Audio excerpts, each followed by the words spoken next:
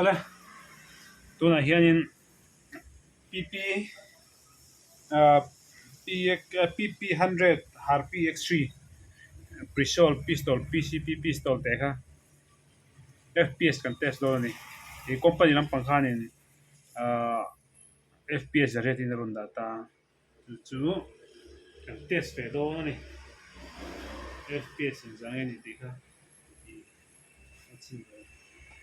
ta ni chu chuan Prisol tho an mani tho kan nga an mani pelsian tho 8.7 8.7 grain kan test on ni ai chuan FX for no kan hmanga kap china nge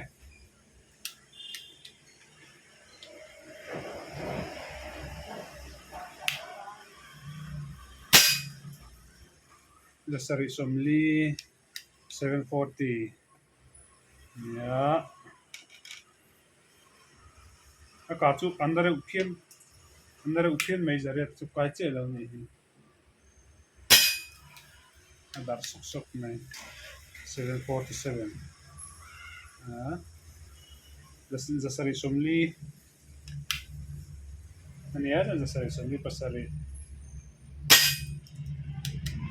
45 ya 45 745 745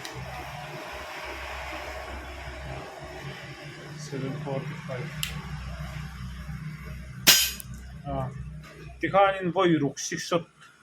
kan lo nei ta voiruk kan lo kap to ta ni to na khanin ai tihanin ma sabera khan zasari somli ania chuan 740 nia next a khan 70 747 nia 745 745 745 chuanin last a khan 742 ani ain thlau tu lem lo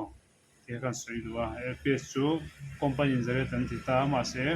mi FX phono kan hana chuanin 8.7 principal chuan zasari le somli panga average halakin ani chu tu na hi 200 baht po he lem lo khop mai tu na khanin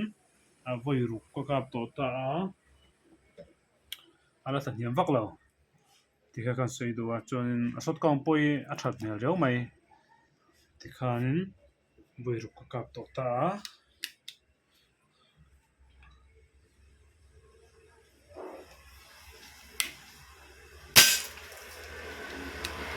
voisari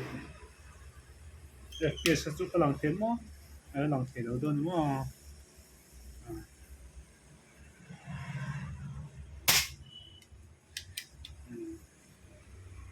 ria asot kaung che ka chep to don kem na chuan voi kwa voi so amu kap to lo mai ang kan chiar mai nge so pakhat so pati so pathum so pani so panga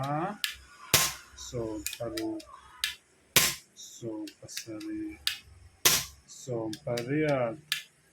so pakua voi som ni 20 shot ta 20 shot ta hian hey imu themo yeku akal to ta ni 20 shot ta chuan za le som sari vel ania som thum panga an tia kan kap ni khat ni thum ni ya ni ru ni sari ni ria ni kwa som thum 30 voi som thuma chuan themo khi 30 sutin ta ni chu voi som thuma chuanin han zale somli metara 140 vel alom som thum pa ka pang mai za sa thrim trim 100 thleng ni zanga so thei ka dang som thum 31 32 33 34 35 thì hai company na a soi chin chu 35 fen ta ni 35 a thlen hian zale som thum vel after thata chuan fps ken la chinang 35 kan chot to ta te kha voi som thum panga chu ka thei var var som thum mai 100 thleng kap doin la tu som thum pangai tam don ei som thum par ko tu cha a drop lu tuk lo ko ri nai thum ruk mo som thum paru kan ya voi som li kap chinang thum ruk thum sari thum riat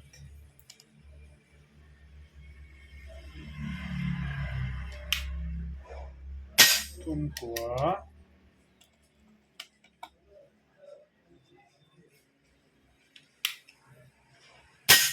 som li voi som li ka kap to khu za la ka atling thleng tha tre patu na kon za le som ni ve lom ta voi som li ka kap to kan kap zo lo lo nge som li khat li ni li thum li na li ruk 46 a 100 thleng che che 46 ta khan voi som li paruk ka khan hei za kok chian che ni chuan za kok che che fps 100 meter ka ti 100 bar a hianin fps ve khat ka ti la chinang zaruk som sari atla ku tla ve lu to om bereng tau a thara khup mai hei voi som 100 bar thleng kap pe lo voi som li le paruk voi som li tha voi som li vel chu ka thei tina nya teng ki hi te pam kha kha hu a hu purom lem lo ta ni chu voi som li 35 fain ta an ti chu a thavia ma se an soi ai 35 ai tam jok ti na chu voi som li vel chu sok 5 pen tam kha ti na chu sok 5 plus ta i he chu a ziareng mai voi som thum panga so thein tia voi som li pa 100 ba a thleng che che ta i 100 ba thleng po khan lo kap ta la he chu a tengki te ta wangin he han pam kha le po ka hu purem lo ho hu purom lem lo ta a tha hop mai he shot kan po tra fps po amar tha ya ka po na tha hop mai ti kha